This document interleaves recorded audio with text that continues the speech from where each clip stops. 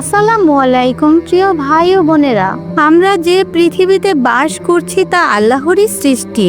তাসফিরে মাজহারিতে বর্ণিত আছে, মহান আল্লাহ রাব্বুল আলামিন স্বীয় কুদরতে সুন্দর এই ইয়াকুত পাথর সৃষ্টি করলেন এবং তার প্রতি দৃষ্টিপাত করলেন।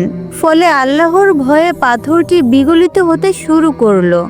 পানি নির্ঝরণে বন্যা হয়ে গেল। এক পর্যায়ে এমন অবস্থা সৃষ্টি হলো যে চতুর্দিকে শুধু পানি আর পানি। পানি ছাড়া আর কোনো কিছুই দেখা যাচ্ছে না।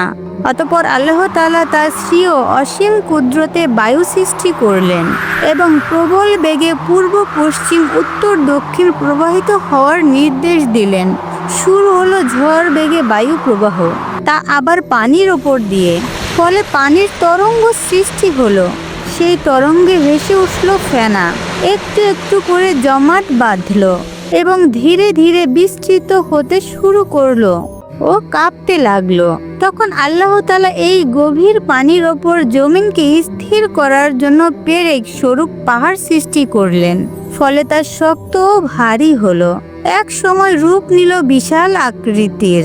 এরপর আল্লাহ তাআলার কুদরতে জমাট ফেনার ঘর্ষণে সৃষ্টি হয় আগুন এবং সে আগুন থেকে সৃষ্টি হলো ধোঁয়া। এই ধোঁয়া দিয়ে আল্লাহ পাক সৃষ্টি করলেন 7 আসমান, যার প্রত্যেকটার মাঝে দূরত্ব 500 বছরের পথ। কম্পন থেমে গেল। পানির নিচে অনেক দূর পর্যন্ত জমে গেল ফেনা। সর্বপ্রথম যেখানে ফেনা জমাট বেঁধেছিল সেখানে স্থাপিত হয়েছে পবিত্র কাবা গৃহ। তাই আল্লাহর ঘর পবিত্র কাবা গৃহ পৃথিবীর প্রাণ কেন্দ্র, যেখানে প্রতি বছর লক্ষ লক্ষ মানুষ জামায়াত হয়ে পবিত্র হজ পালন করে থাকেন। আল্লাহ আমাদের সকলকে পবিত্র হজ পালন করার তৌফিক দিন। আমিন।